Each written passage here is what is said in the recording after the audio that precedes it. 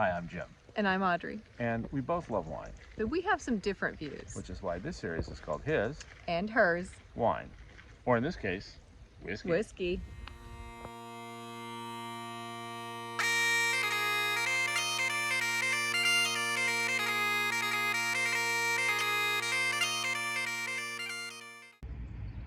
All right, so we're here in beautiful Glencoe in Scotland in the Highlands, as you can see from the dramatic scenery behind us. And we've got with us our friend and Scotch aficionado, whiskey aficionado, Tammy Pallone. So Tammy's going to help us today. We're going to talk about whiskey tasting, but first...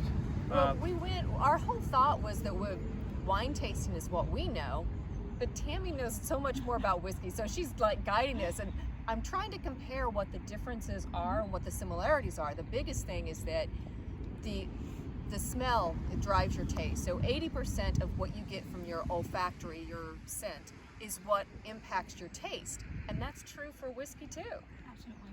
Yeah, so what do you do when you're tasting? Oh, let me show you.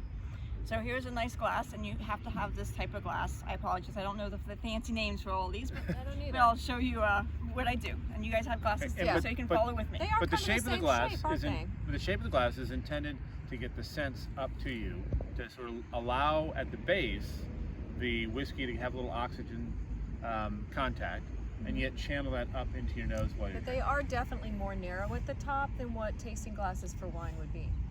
And that's very interesting. Okay, All right, so cover your glass up Okay. as you can, swirl on a little bit, and then as you release it, get your face a little bit closer, keep your mouth open, and I always close one nostril, and just breathe it in. Oh, okay. All right. Does it matter which nostril?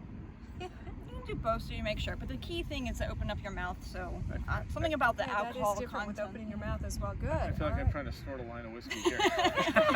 No, that was good. Okay. Well, what are some of the things that you were able to smell during that? So from this one, I'm getting a little bit of peat and smoke.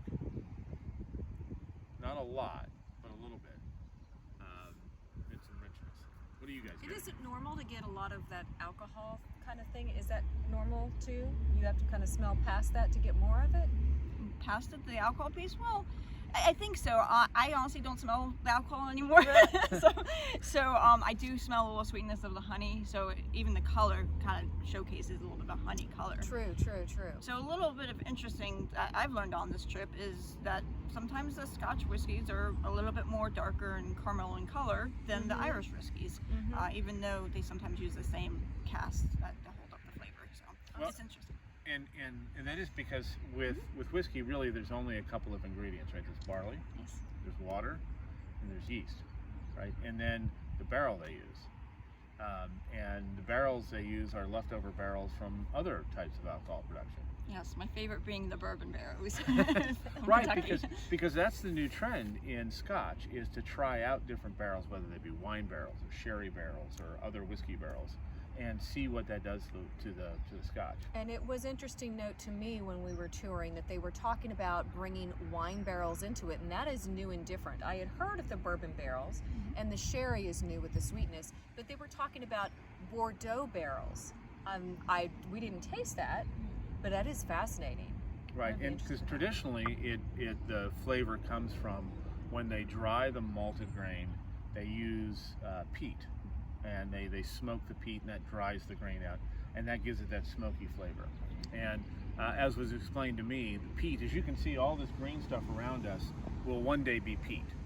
This is future peat, and it gets compacted down, it becomes black and solid, and they can use that for fuel. They use it for heating their homes, traditionally for cooking over, and for making the whiskey. And where you are in the country depends on what that peat smell is like. They were telling us the Isla areas have a lot more seaweed in the peat, and so it gives it that what we think of as a peaty smell, but a very rich smell. Tammy, when you were researching, I know you took us. We went to. It had the most different distilleries. So you researched where to go. Yes. So what were you learning about that? Well, there are definitely different regions. I think there was about 5 or 6, but I thought mainly 5. And I wanted to focus on ones that I was mostly interested in, which had the most concentration of distilleries, because we didn't have a lot of time in the area. Oh, true. So Speyside actually was the most number of distilleries that I found. Now, there are other areas like Campbelltown, and they were lowering the number of distilleries. I heard stories about how it used to be very accessible. That's why there used to be Campbelltown used to be a popular place, but now it's reduced because now you can get whiskey in many other locations, so other places have gone just as good. Now, however, the different regions have different flavors. So I like the lighter floral flavors, and thankfully, Speyside has that. Yes.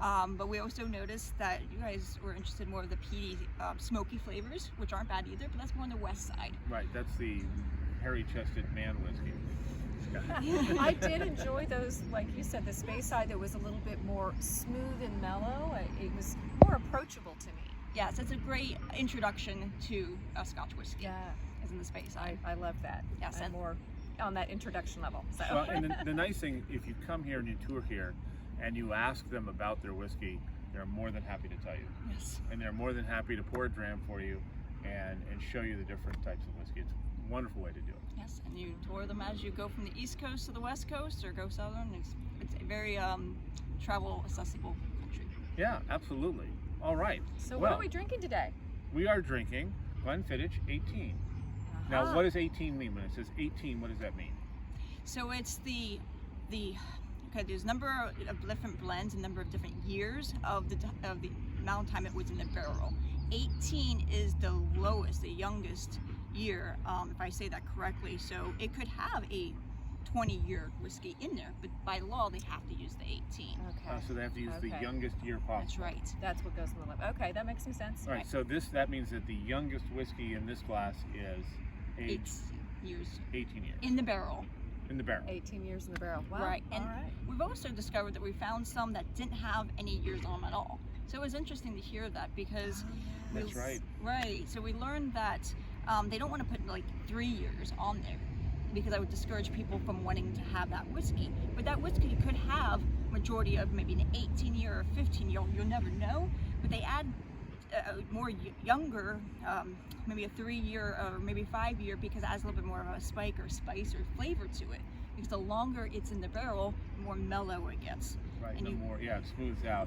So maybe if they want to put a little punch, they put a younger whiskey in it, and they just don't put the age on the bottle. That's right. I remember you saying that was kind of their artistry of making that blend. Yes. In the same way we talk about winemakers, that would be their artistry in making Scotch, of doing those cool blends. Yes, there's so many different variations. Yeah.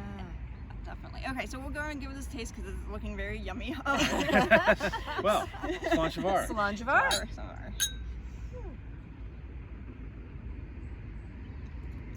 Now, So, when you drink that, you're not down the hatch either. It's not, Sipping.